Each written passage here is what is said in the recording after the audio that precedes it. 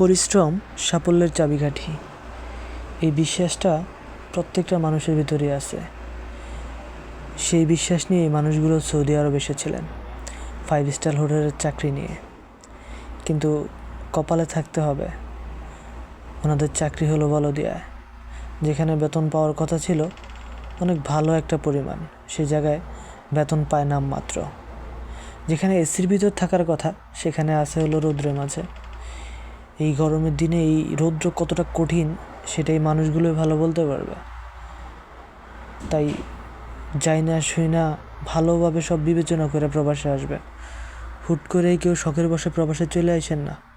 এই মানুষগুলো খুব শৌখিন ছিল, নিজের পরিবার নিয়ে ভাবতো, নিজের ফ্যামিলি নিয়ে ভাবতো। এই মানুষগুলো দিন শেষে আড্ডা দিত, এই মানুষগুলো বিকেলবেলা খেলতো, কিন্তু সব কিছুই আর শেষ। শুধুমাত্র এই বিদেশের মাটিতে পড়ে আছে পরিবারের জন্য, ঋণ শোধ করতে হবে, হাজার চিন্তা।